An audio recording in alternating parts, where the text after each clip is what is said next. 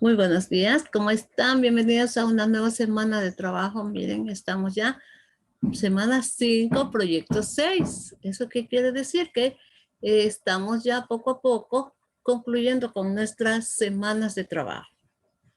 ¿Qué quiere decir esto también? Que debemos poner un poquito más de atención y no atrasarnos en nuestras actividades. Bueno, esta semana vamos a tratar un tema muy interesante que les va a servir mucho en su vida estudiantil, tanto en el colegio, cuando vayan a la universidad. En la universidad se trabaja con proyectos y en el colegio es más. Ahora mismo sus compañeros de tercer año de bachillerato están realizando proyectos para obtener su título de bachiller. Entonces, a esto hay que ponerle muchísima atención. Tenemos que estar muy atentos porque investigar, ¿no? Ahora que ustedes pues tienen un poquito más de tiempo, hay que investigar mucho para saber qué es lo que debo saber.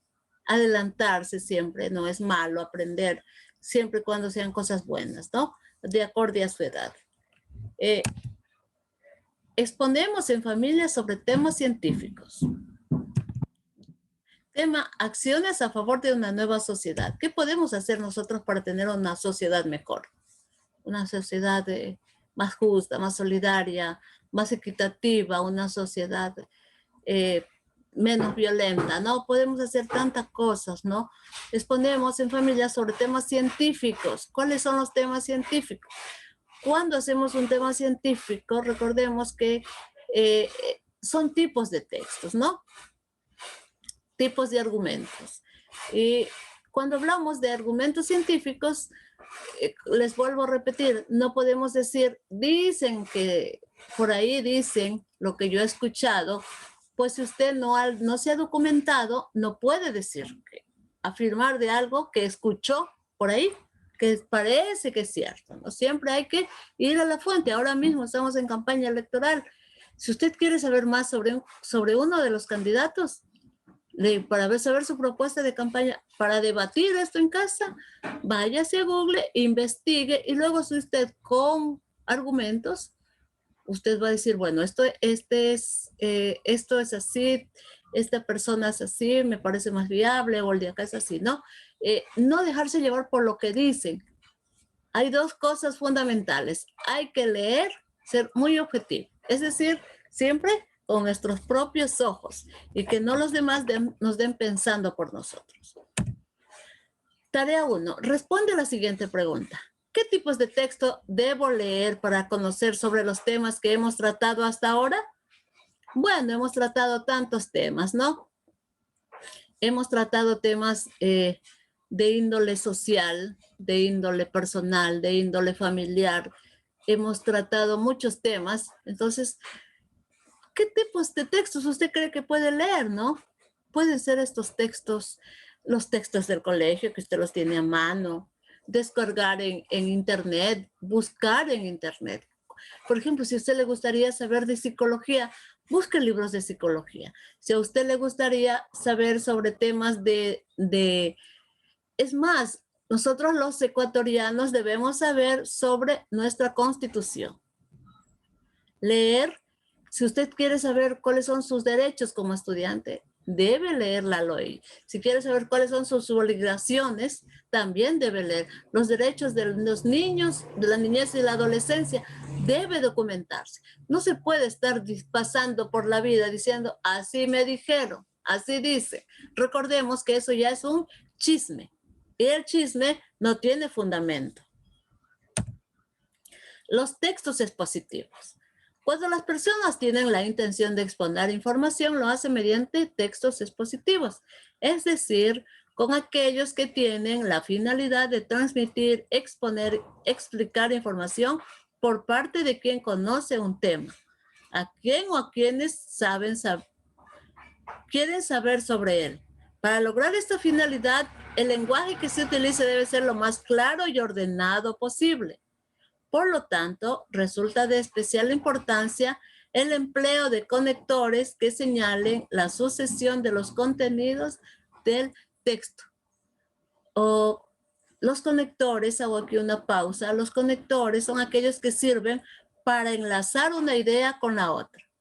Por lo tanto, ya para concluir, en conclusión, asimismo, por otro lado, en conclusión, bueno, así, ¿no? Los conectores son los que sirven así como para enlazar una frase con la otra. Un texto no se puede hacer sin conectores, porque quedaría eso como que usted se pone las medias sin los zapatos, o al contrario, se ponen los zapatos sin las medias, o sea, queda inconcluso, queda incompleto, y estéticamente es muy malo para la persona que está leyendo. El rigor de un texto expositivo está unido a su credibilidad, es decir, que un texto serio es aquel que no ofrece dudas acerca de su contenido. ¿Y qué hay que hacer para esto? Documentarse, leer, argumentarse para saber cómo tener argumentos para poderme defender o defender mi postura, ¿no? El siguiente rasgo de los textos expositivos es la objetividad, lo que les decía, ¿no? Yo digo lo que veo, no me puedo inventar. El agua tibia no me la puedo inventar. Lo importante de esta clase de textos es informar, no opinar. Yo no puedo decir, yo opino que esto está mal porque no creo que me parezca bien, porque a veces cantinflan ahí los chicos ahora mismo con los proyectos de grado, les digo yo que parecen cantinflas, porque están ahí dándole la vuelta al asunto, pero en conclusión no escriben nada. Verán, es informar, no opinar. Usted solamente informa lo que usted ya se documentó. La objetividad obliga al autor a actuar casi como transmisor de los contenidos que aprendió de otras fuentes, o bien a comunicar lo investigado por él mismo. Por eso, la función lingüística que tiene este tipo de textos es la referencial, es decir, las referencias quiere decir de dónde yo saco la información, que es algo muy importante. Todo texto que usted escriba siempre debe tener referencias. Es decir, al final de su trabajo, usted escribirá de dónde sacó esa fuente que investigó, de qué libros leyó usted o qué documentos leyó usted para sacar esas, con sus propias palabras, lo que está escribiendo. Si no, recuerde que si usted copia, pega, eso se llama plagio. Existen dos tipos de textos expositivos, los divulgativos y exposición científica. Divulgativos, los que tienen información clara y objetiva de un tema de interés general, varían en dificultad de comprensión según el receptor al que va dirigido. Es más o menos instruido y la intención es más o menos didáctica. Varían en dificultad de comprensión según el receptor al que va dirigido. Es decir, y si nosotros siempre escribimos para un tipo de lectores, ¿no? Cuando ustedes cogen el periódico, pues hay diarios que escriben de todo, ¿no? Escriben cultura, escriben sobre deportes, escriben sobre economía, y es decir, cada sección va dirigida a un cierto grupo de personas. A algunos les gustará, es más, la crónica roja, la farándula. Hay personas que cogen el periódico e inmediatamente se van a la sección de deportes. Hay otros que compran el periódico e inmediatamente se van a la crónica roja. Otros que cogen economía, otras finanzas, otros a opinión. Es decir, en un solo diario hay para diferentes gustos, diferentes tipos de personas. Por eso tienen la información clara y objetiva de un tema de interés general. Varían en dificultad de comprensión según el receptor al que va dirigido. Ahora, los textos de exposición científica. Es un subgénero especializado en un grado de dificultad alta, pues su fin no es tan solo informar, sino además intenta explicar fenómenos con conceptos, relaciones, etc. Exige que el grado de conocimiento del receptor sobre el tema sea elevado. Científicos, es decir, ahora estamos viendo como en la ONU están reunidos para saber, están reunidos los científicos para ver de dónde nació la pandemia, cómo nació la pandemia. Pues he podido leer que ellos fueron a visitar Wuhan, o los mercados, y se dan cuenta que como que no salió del mercado de Wuhan, sino que están buscándole en realidad de dónde salió la pandemia. Entonces ellos son científicos que están tratando de explicar, su conocimiento es muy amplio, y aquí pues para el receptor tiene un grado de dificultad alto. Para mí, que no soy científica, para mí que no sé que no soy viróloga, para mí va a ser difícil entender, porque aquí sí, en la exposición, los textos expositivos de exposición científica, ellos son los que utilizan un lenguaje que solamente las personas entendidas en el tema lo pueden entender, lo pueden captar, ¿no? Perdón. Por eso exige que el grado de conocimiento del receptor sobre el tema sea elevado. Es decir, difícilmente una persona que no conozca de términos científicos va a poder entender lo que en realidad está pasando, lo que en realidad pasó en Wuhan. Pues yo decía, ¿y por qué se demoraron tanto? Si ha pasado un año. Entonces mi hija me dice, mami, eso es lo normal, lo que manda la ley es que debe de pasar un año, y al año recién empezar a investigar cómo se produjo esta pandemia, ¿no? ¿Por qué nació este virus y cómo se expandió? Bueno, cómo se expandió ya sabemos. Cómo nació es lo que no se sabe, y eso es lo que están haciendo los científicos. Ya más adelante pues hay que estar pendiente de las noticias para ver qué nos dicen y buscar, ¿no? Busque, siempre hay que ser curioso. Busque en Google, pregúntele al señor Google, sabe todo. Pregúntele. Todo lo que quiera saber, Google se lo responde. Estructura de un texto expositivo. Como todo texto expositivo, se organizan, o todo texto argumentativo, o todo ensayo, todo proyecto se organizan en 3 grandes grupos, secciones, ¿no? Introducción, desarrollo y conclusión. ¿Cómo hacemos la introducción? Presenta el tema que trata el texto, sus antecedentes y contexto. Busque contestar las siguientes preguntas: ¿qué? ¿Por qué? ¿Cómo? Desarrollo, presenta la explicación del tema y los subtemas hasta su finalización. Se trata de una frase de resolución. ¿Por qué?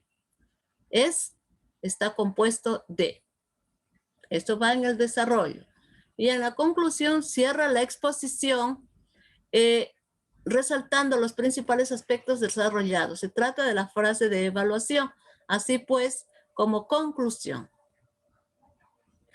No, estas frases que están aquí, estas de aquí sí son obligatorias, pero estas se sugieren, ¿no? Y para concluir siempre, como conclusión, así pues, para terminar, al finalizar, no necesariamente usted puede poner estas, sino les voy a compartir un cuadrito donde hay una tabla de conectores para cada caso.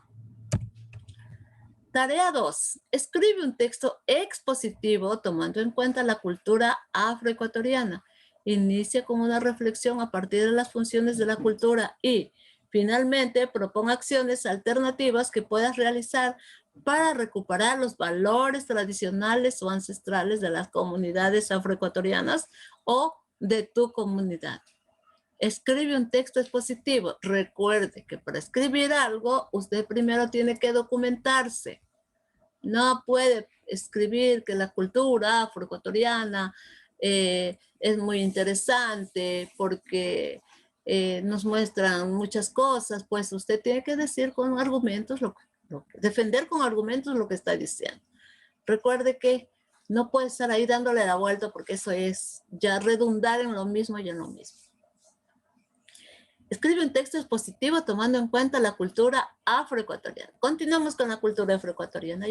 Ya hemos visto su costumbre, sus tradiciones, su vestimenta, su gastronomía, su música. bueno, ya hemos descubierto cómo inició la cultura afroecuatoriana, cómo llegó hasta nuestro país y cómo se ha ido desarrollando poco a poco. Recuerden que yo les recomendé incluso que leyeran el libro Fuyungo para de esta manera usted se empape un poquito más sobre esta cultura. Inicia con una reflexión a partir de las funciones de la cultura y inicia con una reflexión. Es decir, antes de escribir su texto expositivo, usted puede escribir una frase donde se eleve la cultura afroecuatoriana. Hay tantas frases, ¿no? Usted en internet encuentra muchas frases. Por ejemplo, una que yo me invento en este momento, la cultura negra, tradición, gastronomía y riqueza, ¿no? Algo que yo me estoy inventando. Con esa frase empiezo yo a desarrollar los 3 pasos, la introducción, el desarrollo y la conclusión.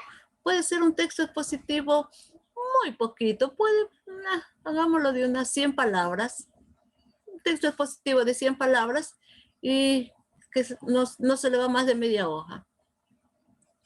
A partir de las funciones de la cultura y finalmente proponga acciones alternativas que puedas realizar para recuperar los valores tradicionales o ancestrales.